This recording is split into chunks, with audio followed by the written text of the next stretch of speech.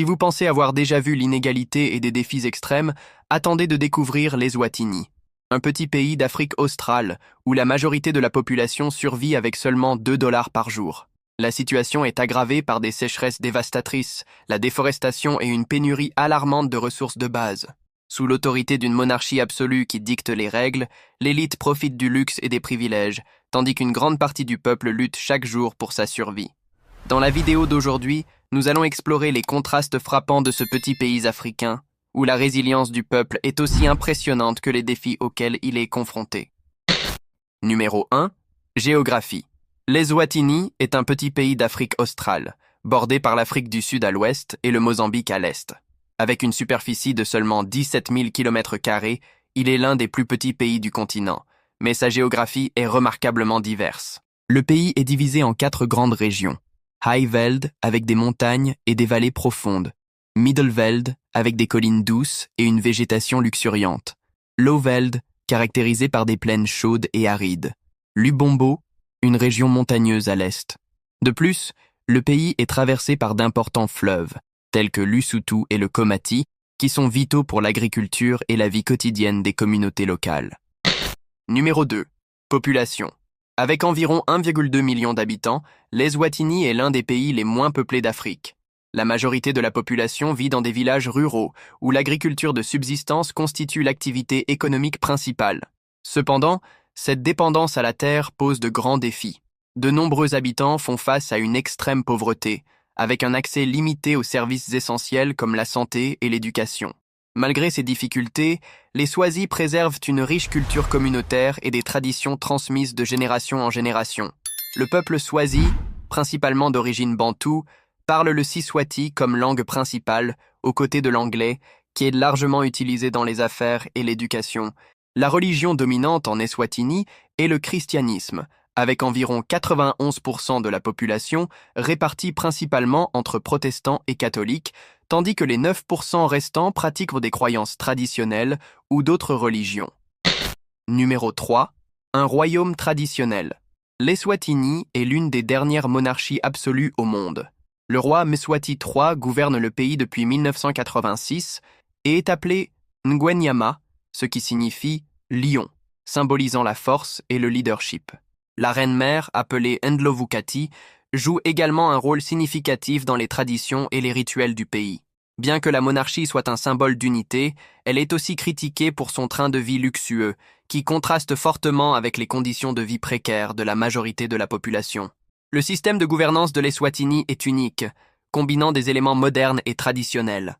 Le roi joue le rôle de médiateur entre le peuple et le Conseil national, appelé Sibaya, un forum où les décisions importantes sont discutées, préservant ainsi l'essence de la culture swazi tout en guidant le pays vers l'avenir. Numéro 4. Une vie sans confort de base. La vie en Eswatini est marquée par l'absence de nombreux conforts de base, en particulier dans les zones rurales, où environ 76% de la population réside. De nombreuses familles vivant dans des habitations faites de matériaux simples, comme des briques de terre et des toits de chaume, souvent surpeuplés, avec jusqu'à 8 personnes partageant le même espace. Seuls 30% des habitations ont accès à l'électricité, et l'assainissement de base constitue un défi majeur. Environ 40% de la population ne dispose pas d'installations sanitaires adéquates, ce qui les oblige à s'approvisionner en eau dans des puits ou des rivières, exposant ainsi des milliers de personnes à des maladies évitables. L'extrême pauvreté est une réalité pour la majorité des habitants, avec environ 60% de la population vivant avec moins de 2 dollars par jour.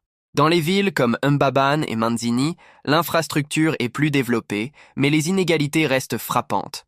Tandis qu'une petite élite profite de la modernité et du confort, la majorité de la population lutte toujours pour satisfaire ses besoins fondamentaux, tels que l'alimentation, le logement et la santé. Numéro 5. Économie.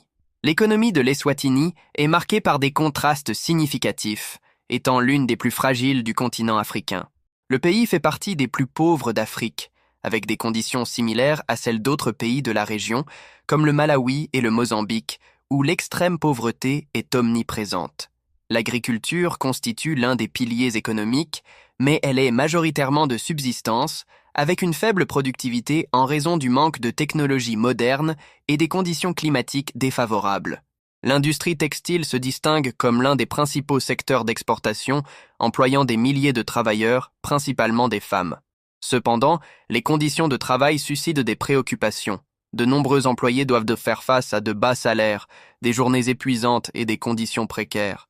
Malgré ces difficultés, ce secteur reste essentiel pour l'économie, contribuant de manière significative aux exportations. En outre, le sucre est un autre produit phare, figurant parmi les principales exportations du pays, aux côtés du bois et du charbon. Cependant, la dépendance de l'Eswatini à l'Afrique du Sud pour les importations et exportations rend son économie vulnérable aux fluctuations extérieures. Numéro 6. Deux capitales. Contrairement à de nombreux pays qui possèdent une seule capitale, l'Eswatini se distingue par le fait d'en avoir deux, chacune remplissant des fonctions distinctes et complémentaires. Mbabane, située dans les collines du Highveld, est la capitale administrative et la plus grande ville du pays. Entourée de paysages montagneux et bénéficiant d'un climat tempéré, Mbabane est le centre gouvernemental et économique, avec des marchés animés et une infrastructure en pleine expansion. Lobamba, en revanche, est située dans la pittoresque vallée d'Ezulwini et constitue le cœur culturel et traditionnel de l'Eswatini. Cette ville abrite le Parlement, le Palais royal et des sites historiques majeurs, comme le Musée national de l'Eswatini. Elle est également le théâtre de grandes célébrations culturelles qui perpétuent la riche héritage swazi. Numéro 7. Le changement de nom. Avant d'être officiellement connu sous le nom d'Eswatini, le pays s'appelait Swaziland, un nom hérité de la période coloniale. En 2018, lors des célébrations du 50e anniversaire de l'indépendance et de son propre règne, le roi Mswati III a annoncé un changement historique. Swaziland deviendrait Eswatini, ce qui signifie « terre des Swazis » en langue siswati. Cette décision a été accueillie avec enthousiasme par beaucoup, affirmant l'identité nationale du pays. Cependant, elle a également suscité des débats sur les coûts administratifs liés à cette modification. Numéro 8. Une culture vivante. La riche culture de l'Eswatini est célébrée à travers des festivals annuels, dont l'Umlanga, ou danse du roseau, où des milliers de jeunes femmes se rassemblent pour danser et rendre hommage à la reine-mère. Le festival commence par le voyage des jeunes femmes, appelé Imbali, vers des régions spécifiques pour collecter de longs roseaux. Ces roseaux sont ensuite transportés avec soin et présentés à la reine-mère, symbolisant le respect, la pureté et l'engagement à préserver la culture swazi. Un autre événement majeur est l'Inkwala, également connu sous le nom de Festival de la fertilité. C'est l'une des cérémonies les plus sacrées du pays, marquant non seulement le début de la récolte, mais aussi le renouvellement spirituel et la connexion entre le roi et la terre. Généralement célébré en décembre ou janvier, ce festival est une grande célébration collective impliquant des rituels, des chants, des danses traditionnelles et des cérémonies menées dans des lieux sacrés. Ces festivités sont une véritable vitrine pour les danses traditionnelles, les costumes colorés et la musique vibrante qui définissent l'identité culturelle du pays. Numéro 9. Danse. La musique et les danses traditionnelles sont un élément essentiel de la vie en Eswatini. Les rythmes des tambours et les chants harmonieux sont fréquemment utilisés dans les cérémonies et les célébrations. L'une des danses les plus emblématiques est la sibhaka, qui associe mouvement énergique et précision rythmique. Elle est souvent présentée lors des festivals et des événements spéciaux. Une autre expression culturelle importante est le conte oral, storytelling, où les anciens transmettent des histoires et des leçons de vie aux jeunes générations, préservant ainsi la sagesse et les valeurs de la communauté. Numéro 10. Tradition. Les traditions de deuil en Eswatini sont marquantes et profondément symboliques, reflétant le respect et la connexion spirituelle avec les êtres chers disparus.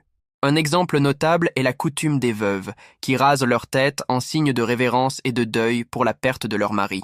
Ce rituel symbolise le respect du défunt et marque la transition vers une nouvelle étape dans la vie de la veuve, marquant la fin du lien conjugal et le début d'une période de renouveau et de réflexion.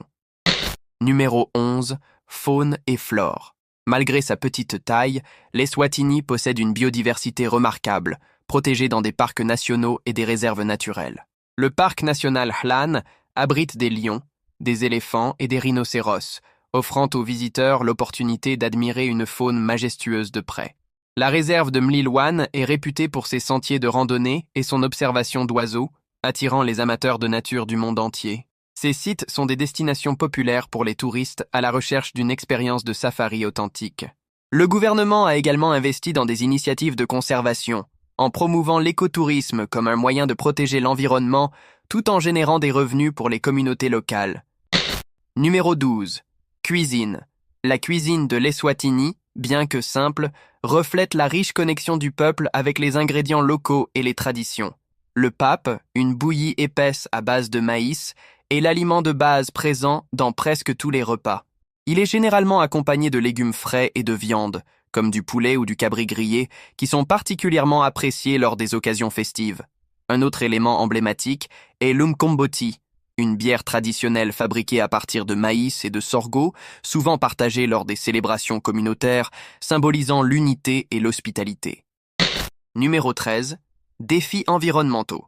Bien que l'Eswatini possède des terres fertiles et de magnifiques savanes, le pays est confronté à des sécheresses persistantes et à la déforestation, créant une situation alarmante, en particulier pour les communautés rurales qui dépendent presque entièrement de l'agriculture de subsistance.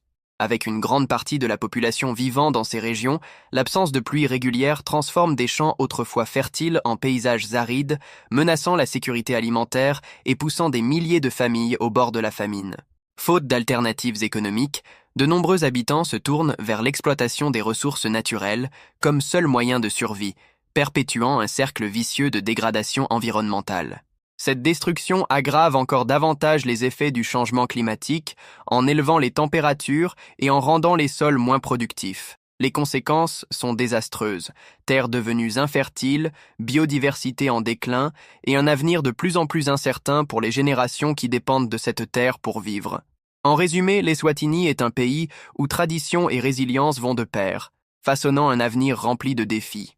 Malgré l'extrême pauvreté qui touche une grande partie de la population, l'esprit communautaire et la richesse culturelle restent inébranlables.